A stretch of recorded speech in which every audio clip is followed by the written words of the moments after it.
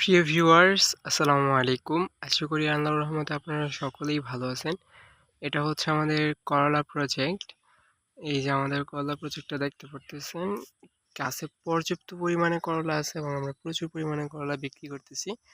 আমার যে বিষয়টা হচ্ছে আমি একটু গাছ পরিমাণে বেশি দিয়ে ফেলেছিলাম, যার কারণে এই অবস্থা। মানে এই যে মাচা থেকে গাছ মাটিতে পড়তেছে সারি বাইয়া। আর এখানে আমি একটা সিস্টেম করছি দেখেন, মানে গাছগুলা কিছু মাটি থেকে এক হাত উপরে কেটে দিছি। তো এই কাটিং এর মধ্যে দেখেন করলা আসছে একের উপর থেকে নিচ পর্যন্ত ছিল, তারপর আস্তে আস্তে বিক্রি করা হয়েছে। কারণ লাস্টের নিচের যে সাইডটা আছে এখানে দেখেন আছে, যে আমরা সামনের দিকে যাই এ দেখেন মানে প্রতিটা গিটে গিটে করলা আছে এই ঝুলন্তির মধ্যে। এ দেখেন মানে ঝুলন্তি যতটুকু আছে সবগুলোর মধ্যে ইচ্ছে মতো করলাই দেখেন। এই যে মানে নিচের দিকে নামতেছে আর করলা আসতেছে নিচের দিকে, দেখেন এই দেখেন একদম নিচ পর্যন্ত করলা আসছে।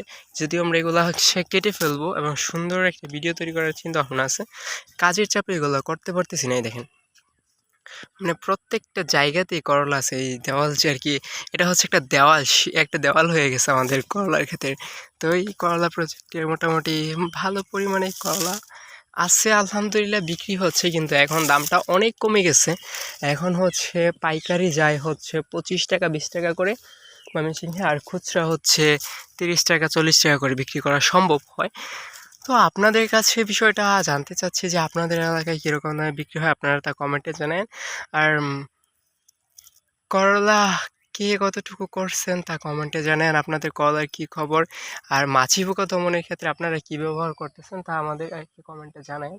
এই একে অপরের সাথে যোগাযোগ কনভারসেশন থাকলে অনেক কিছু ভালো উপকার হয়, আমরা এটা বিশ্বাস করি। আমরা যারা কৃষক আছি তারা সবাইকে একটা নির্দিষ্ট এরিয়ার মধ্যে, সবাইকে একটা বাউন্ডারির মধ্যে আবদ্ধ থাকতে হবে। বিশেষ করে হচ্ছে সবাই একে অপরের সাথে কানেক্টেড থাকতে হবে। তো বিষয়টা আপনারা এখানেই দেখেন, মাছি পোকা দমনের জন্য আমি ব্যবহার করছি মূলত হচ্ছে ফেরোমন ফাঁদ। এটা হচ্ছে মানে সনাতন পদ্ধতি, আর এটা হচ্ছে আরেকটা দেখা যাচ্ছে, এটা হচ্ছে আধুনিক পদ্ধতি। এই যে ওইটা হচ্ছে সনাতন পদ্ধতি আর এটা হচ্ছে আধুনিক পদ্ধতি।